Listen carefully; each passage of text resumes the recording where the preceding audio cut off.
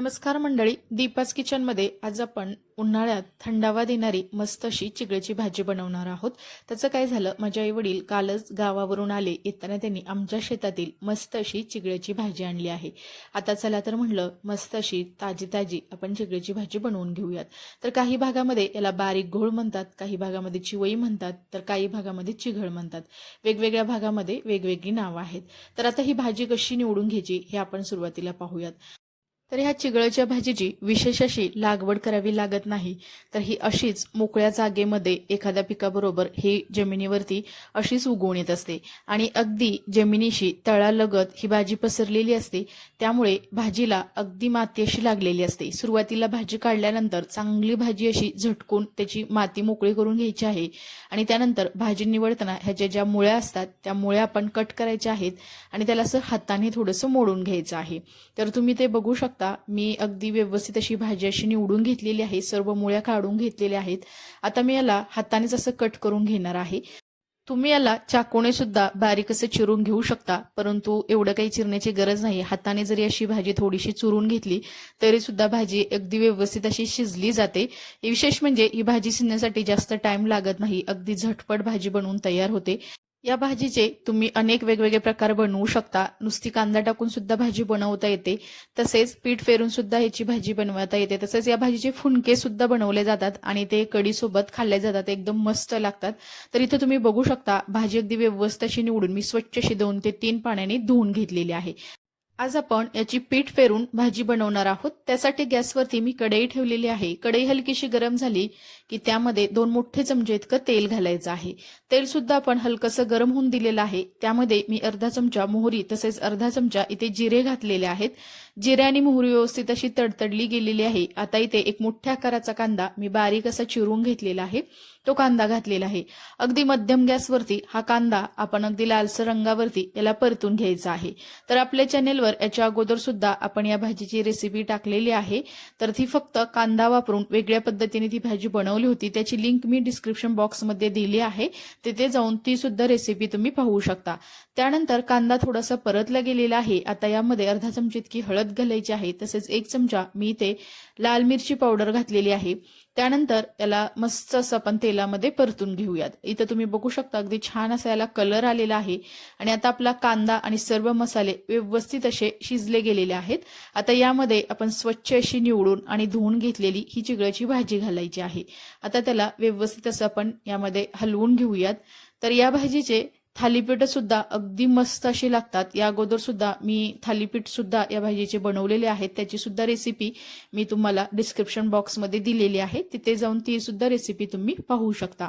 शरीरामध्ये आपल्या उष्णता वाढलेली असते, अशा वेळेस ही भाजी खाल्ली तर शरीरातील आपल्या उष्णता कमी होते, तसेच रक्तवाढीसाठी सुद्धा ही चिगळची भाजी खूप उपयोगी येते।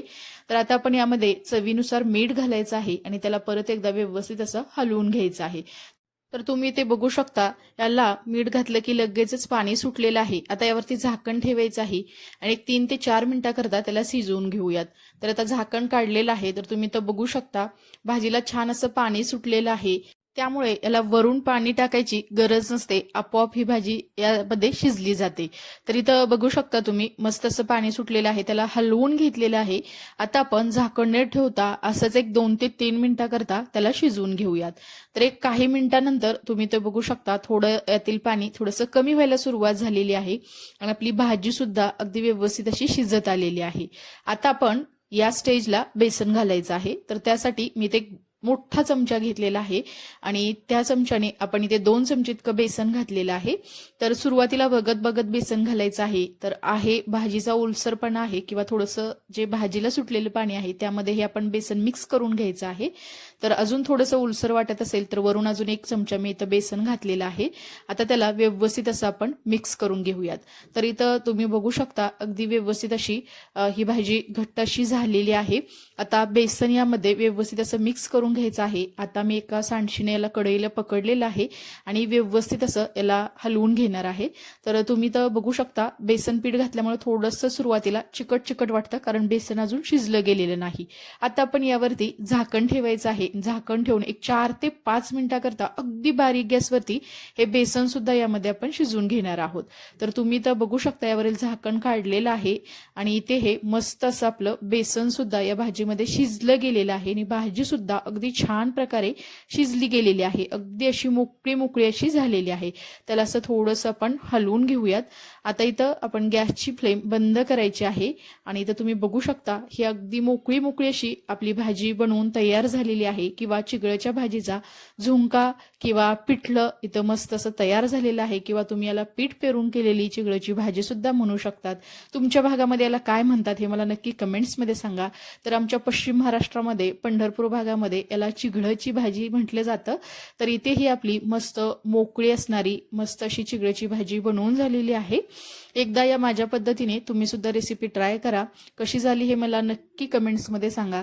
रेसिपी जर आवडली असेल तर न विसरता दीपाज किचन या यूट्यूब चॅनेलला लाईक, शेअर आणि सबस्क्राईब करा.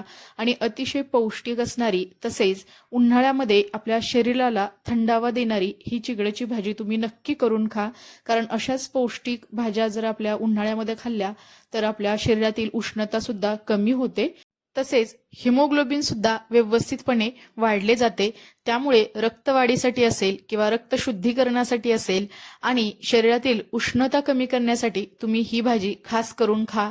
चला तर मग नंतर भेटूया आपण अशाच एका खास अशा रेसिपीसह. तोपर्यंत सर्वांना धन्यवाद.